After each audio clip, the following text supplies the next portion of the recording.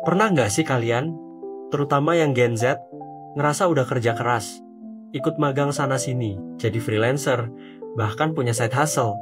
Tapi pas lihat saldo di akhir bulan, rasanya cuman bisa bilang, kok gini amat ya? Selamat datang di paradoks terbesar Gen Z, generasi yang paling terhubung, paling melek teknologi, paling cepat beradaptasi.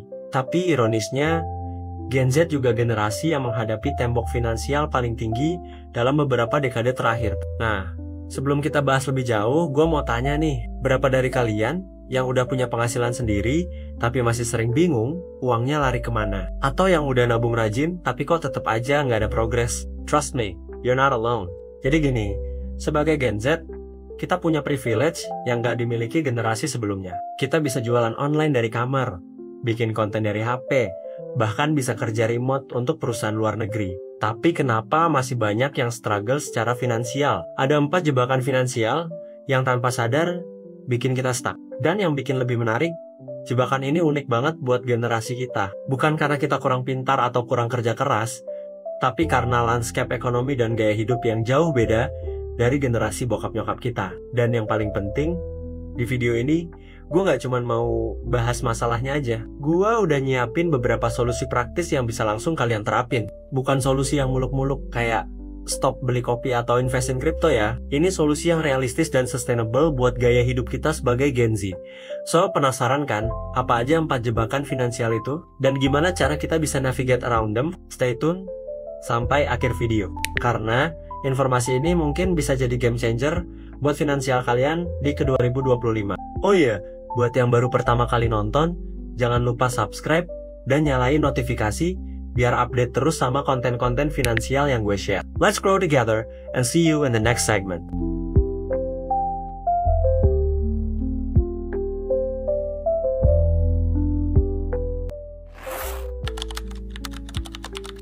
Kamu pasti pernah ngerasa kan, gaji pertama yang tadinya berasa, wah lumayan nih, tiba-tiba jadi berasa kurang. Nah, ini dia yang namanya jebakan inflasi. Coba deh, kita flashback dikit, inget nggak? Dulu segelas kopi cuma 18.000. Sekarang udah 28.000 aja, atau kosan di Jakarta. Yang dulu 1,5 juta, sekarang udah 2,5 juta buat fasilitas yang sama persis.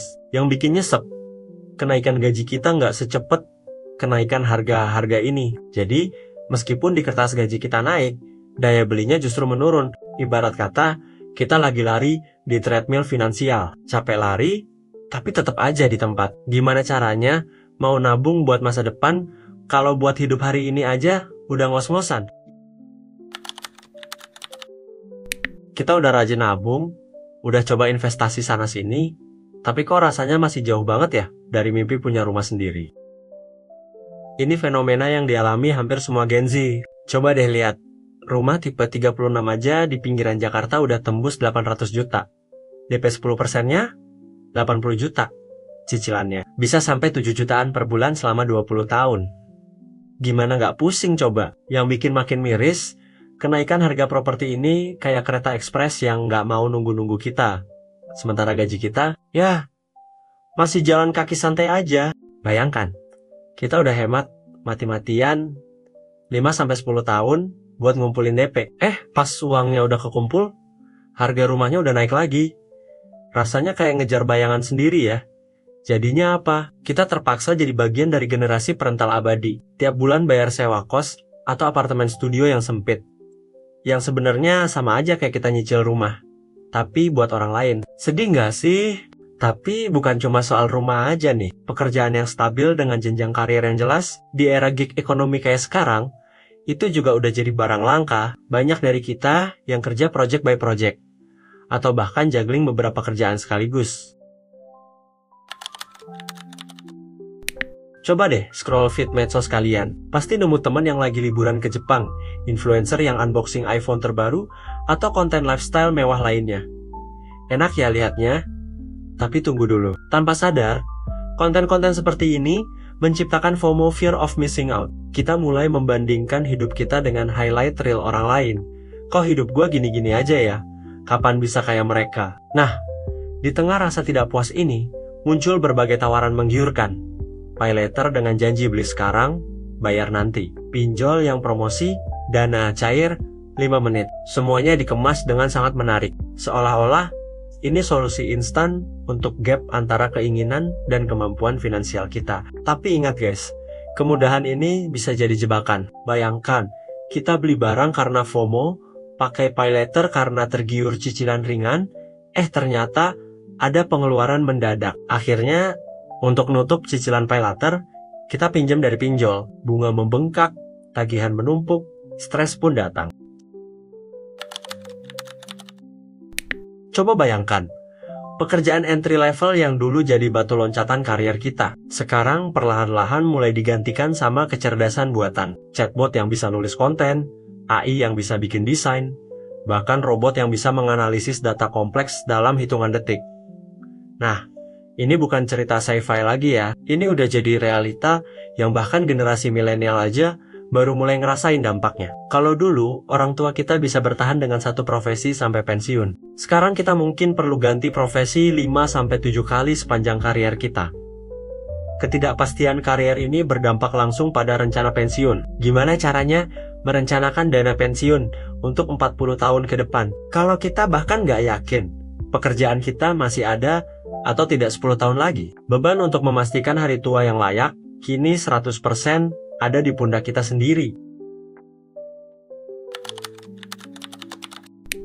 Oke, setelah dengar semua itu, mungkin rasanya jadi makin pesimis. But wait, mengetahui masalahnya adalah langkah pertama untuk menyelesaikannya. Kita mungkin nggak bisa mengubah sistem ekonomi dalam semalam, tapi kita bisa mengontrol apa yang kita lakukan. Pertama, literasi keuangan brutal. Forget about nasihat keuangan yang sudah usang. Yang kita butuhkan adalah pemahaman praktis gimana bikin budget yang realistis, bukan yang bikin hidup tersiksa. Cara membedakan investasi legit dari yang bodong, dan bagaimana memanfaatkan utang secara produktif, bukan buat foya-foya.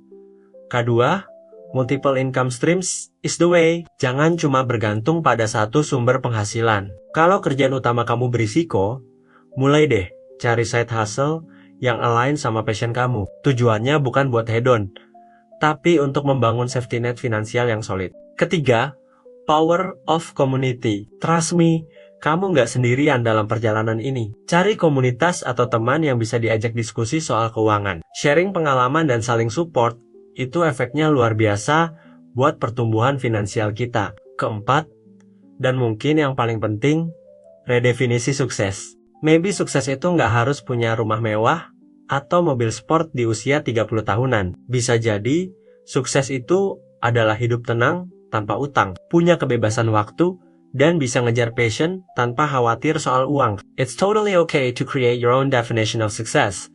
Remember guys, perubahan itu prosesnya step by step. Yang penting konsisten dan tetap optimis. Jadi, apakah Gen Z adalah generasi paling bokek? Mungkin dari segi statistik ekonomi, tantangan kita memang berat. Ya, kita emang ngadepin tantangan ekonomi yang nggak main-main. Biaya hidup naik, kompetisi kerja makin ketat, belum lagi beban utang pendidikan yang bikin pusing. Tapi tahu nggak, justru di tengah kesulitan ini, Gen Z nunjukin kekuatan yang nggak dimiliki generasi sebelumnya. Kita ini generasi yang paling melek teknologi, paling kreatif mencari peluang, dan paling jago beradaptasi. Side hustle, kita jagonya. Digital marketing, udah kayak makanan sehari-hari. Networking, jangan ditanya, koneksi kita udah lintas benua. Jadi, meskipun tantangan finansial kita berat, ini bukan akhir cerita. Ini justru awal dari revolusi cara kita mengelola dan menghasilkan uang. Yang penting, kita tetap solid dan support satu sama lain. BTW, coba share pengalaman finansial kalian di kolom komentar. Dan buat yang merasa video ini bermanfaat, jangan lupa pencet like, share ke teman-teman, dan subscribe ya. See you di video zona, kita bercerita selanjutnya.